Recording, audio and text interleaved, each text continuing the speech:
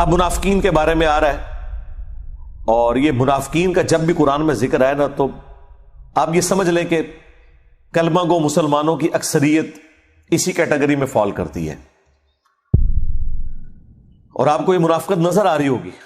لہذا جتنی منافقین کے بارے میں نٹوریس باتیں قرآن میں ذکر ہوئی ہیں وہ آپ کو من و ان ان میں نظر بھی آئیں گی۔ یعنی ایک آج کا مسلمان کہتا ہے نا جی میرے لیے قرآن میں کیا ہدایت ہے، تیرے لیے وہ تو ہے جو یا ایھا الذین آمنوا ہے، وہ تو ہے ہی ہے، وہ تو ڈیٹم لیول ہے، لیکن اصل میں تو یا ایھا الذین آمنوا تو نہیں ہے۔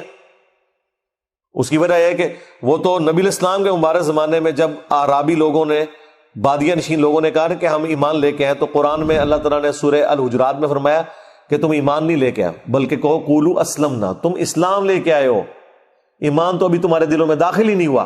سرکار حضور کی موجودگی میں جو کلمہ پڑھے اس کو تو اللہ تعالیٰ فرمایا کہ ابھی تم صرف کلمہ گو مسلمان ہو، ایمان اندر داخل نہیں ہوا، صرف اسلام لے کے آئے ہو۔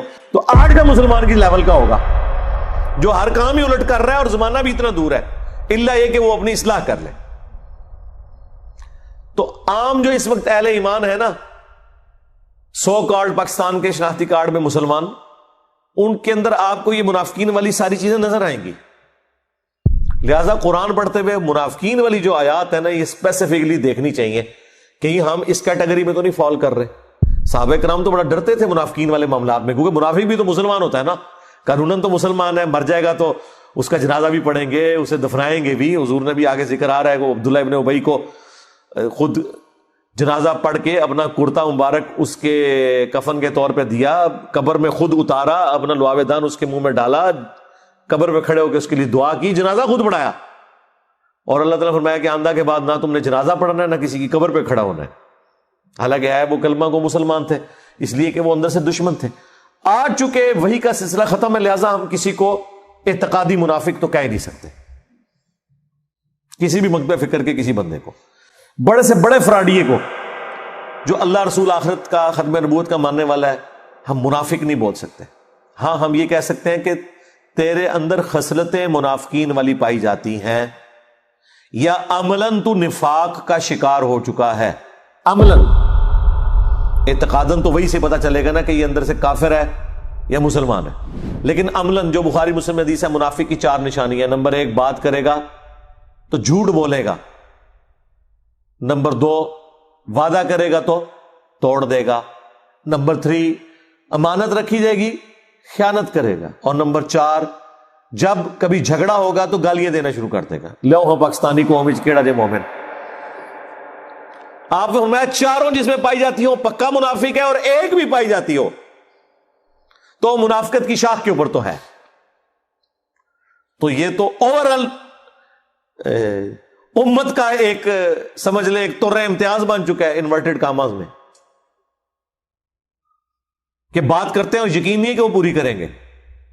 کہتے ہیں میں تو کیا سی نا، وعدہ تو نہیں سی کیتا بھائی، وعدے کے لیے ضروری ہوتا کہ میں وعدہ کرتا ہوں، آپ نے کمٹمنٹ کر دی، آپ پابند ہیں، الا یہ کہ بہت بڑی کوئی آپ پہ آفت ٹوٹ گئی تو آپ معذرت کر لیں، ادروائز جب زبان دے دی بس دے دی۔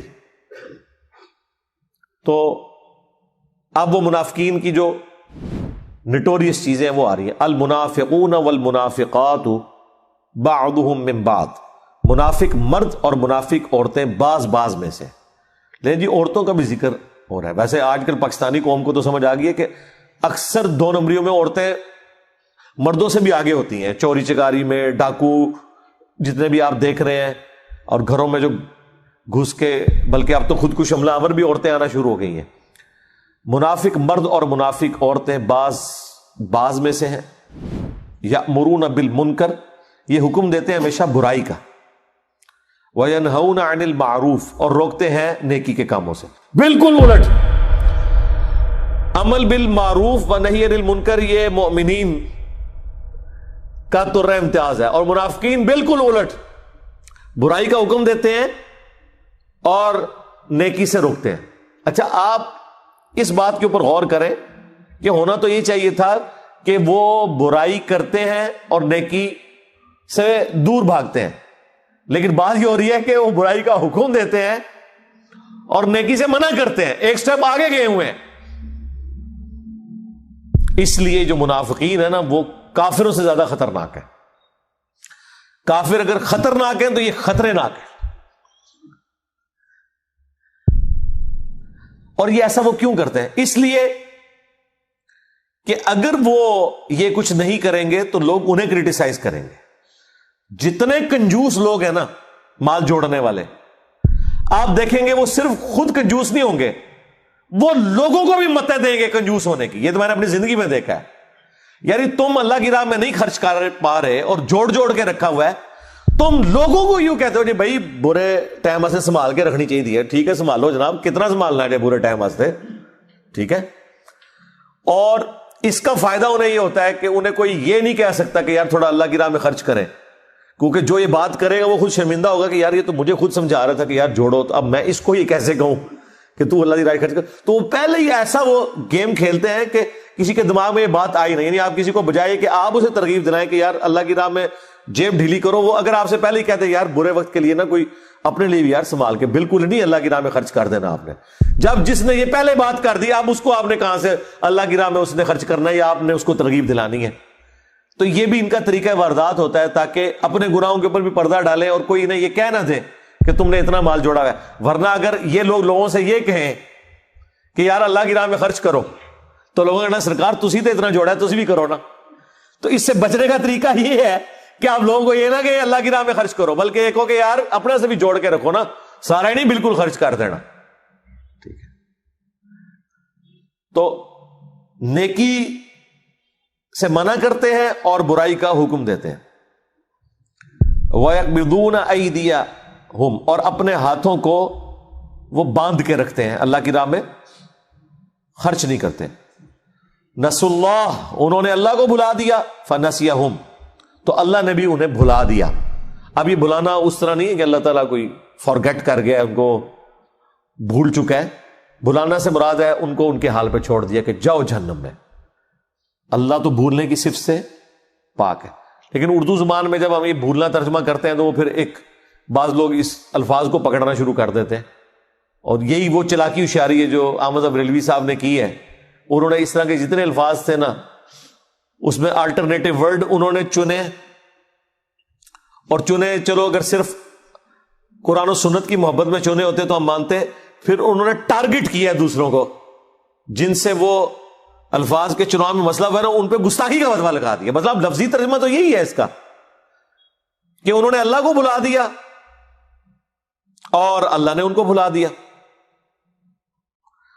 لفظی تو وہی لفظ ہے بھلانا.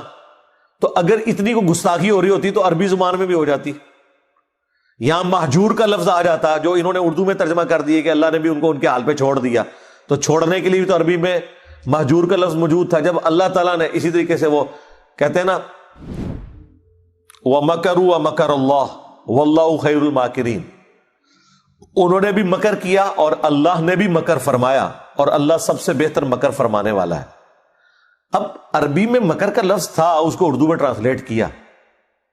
احمد بریلوی صاحب نے ہوشیاری دکھائی، انہوں نے نا مکر کا لفظ کا ترجمہ دو مختلف انداز میں کر دیا کہ انہوں نے مکر کیا اور اس مکر کرنے کو بھی انہوں نے کہا کہ یہ بھی اللہ کے ساتھ کوئی مکر کر ہی نہیں سکتا. انہوں نے کہا انہوں نے بھی مکر کرنا چاہا، اے وچ کولوں وچ تون دیتا. ٹھیک ہے. اور اللہ تعالی نے بھی خفیہ تدبیر فرمائی. مکر کے لیے کیا لفظ یوز کیا؟ خفیہ تدبیر. اگر یہ صرف احترام کے لیے کیا ہوتا تو بالکل ٹھیک تھی، لیکن انہوں نے اتنی بڑی گیم کھیلی کہ یہاں خفیہ تدبیر جب کیا نا، انہوں نے کہا میں تک رہا جنہیں مکر ترجمہ کیتا، میں کہا دیکھو اے اللہ نو مکار کہندے جے، واللہ خیر الماکرین، اللہ سب سے بڑھ کر بہتر خفیہ تدبیر فرمانے والا ہے.